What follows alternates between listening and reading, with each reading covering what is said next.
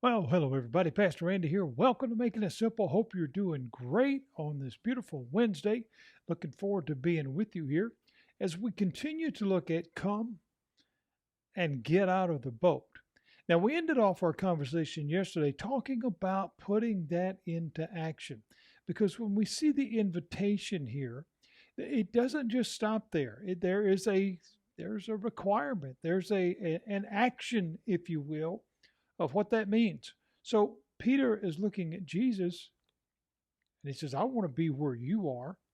I want to walk with you. I want to be in your. Jesus said, come. So everything now was back in Peter's court. Everything now was back about whether you're going to get up and do something. The opportunity is there. I believe if we think about the way things are right now, we've come to a point in our, I don't know, I guess history for lack of better words, but we've come to the point now to where we look around us and we see all the things that are going on politically, economically, spiritually, all these different divides, all these different arguments, all this different stuff. I believe that the invitation now is just like it was to Peter. Come, get out of the boat. It really does come down, friends, as people of a faith background, people who say that they love God or trust God. It's time for us to get out of the boat. It's time for us to take an action step, not just talk about it. You know, they're talking. I have a saying I use all the time, and I'm sure I probably even used it in some of these lessons. There's a difference in going by the gym and going in the gym. If we want results, we can't just talk about it. We can't read an article. We can't, talk about it with our group of friends. You know, I want to do this. Or eventually you have to go. You have to do something about it. You know, when I tell my wife I want to go fishing, we're fortunate enough that a place to do that is literally right across the street from our front door. I can walk out to my garage, get my gear, and walk across the street and go sit on the bench and do that. Or I could talk about it all day long and never go. Which one's it going to be? Our faith, we talk about it, but do we ever exercise it? Do we ever put it to use? This is what Jesus was saying to Peter in one word, because Peter made the request. Jesus said, okay, what are you going to do with it? It's up to you. You're the one. I'm out here. You see where I'm at. If you want to be here, then come. The opportunity is there. When we say we trust God, do we mean that fully? Is that in every capacity? Is that in every part of life? Because that is the challenge that was given to Peter. See, because what he was being asked to do, to trust in, is something that would virtually be impossible from a human standpoint, correct? Walking on water? No, no. But everything about Jesus is not always about the normal. Everything about him is not always about what we always do. Because oftentimes we find the things that we always do don't always work. Wouldn't it be beneficial if we say we follow him, if we say we trust him, to actually put that into action? Doesn't that make sense? It certainly does to me. I mean, we're not talking about just having faith by saying that we have it, but rather we're talking about exercising that faith, putting it to work, seeing what the Lord has promised, actually seeing it happen.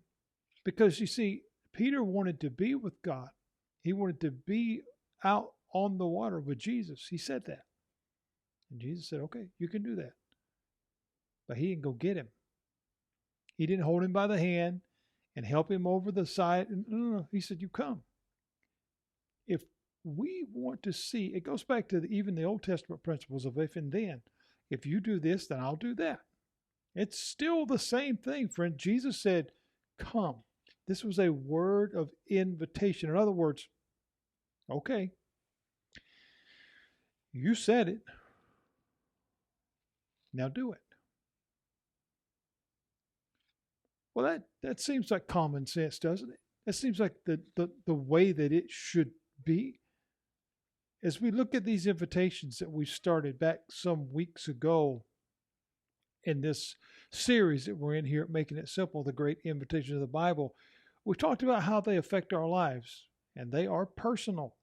But personal things affect not just us, but the personal circle around us, our families, our friends, our loved ones, our co-workers, our community. That is why it's so vital that the nature that our nation is taking right now, it starts at the top and it trickles down.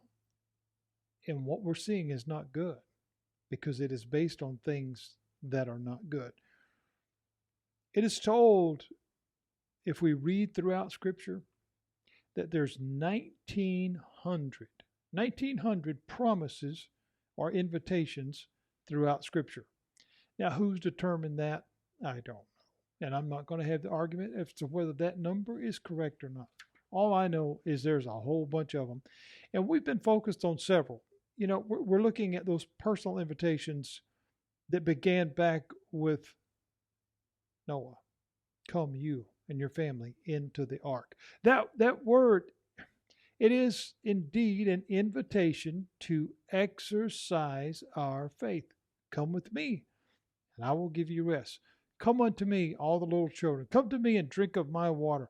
All these, everybody who comes will receive, and no one would be cast out.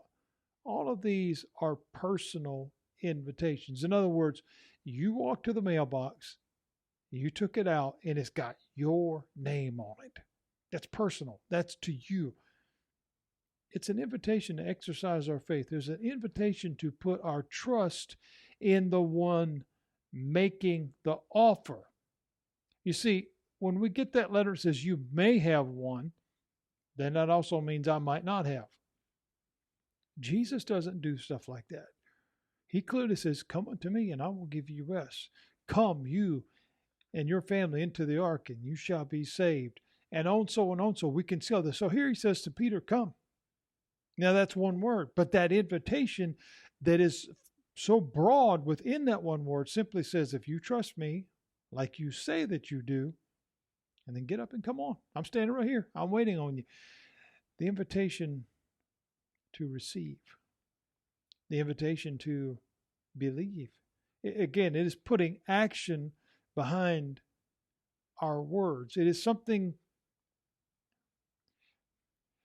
it has to bear fruit. It can't just be talk. Because when we say that we have faith, but either it's not evident in our life or it's not clear. In other words, we're constantly filled with anxiety and worry and all these other things because, well, I don't know. But guess still, well, I love Jesus and he's got it. But your actions don't show that. I'm not saying that to be condemning. That's just true. I struggle with it too. We all do. I believe, but help thou my unbelief. When we think about our faith and the exercising thereof, if it is dormant, if it just lays on a shelf somewhere and it does nothing, it's like having a talent but never using it. Rather, what we should be doing is asking the Lord where and when, how can it be used, and then get up and blow your horn, play guitar, sing that song, cook that meal, be kind to that person, whatever that talent is, whatever that ability is. Having the time to do stuff, but always putting it off. Never, ever exercising the value of that time, putting it to use. Friends, it's time to get off the couch. It's time to get out of the boat. It's time to be on the way. See, Jesus told Peter, he said, come. In that one word, he's saying, do you trust me? You've said that you do. You've said that I am the Christ. I am the Son of God. You said, now let's see it. Now let's see it. Come and exercise your faith. Show me that you trust me with your life, with your talent, with your time, with your giving, everything. That's the invitation for us today. That's the lesson today. The invitation in that one word, come.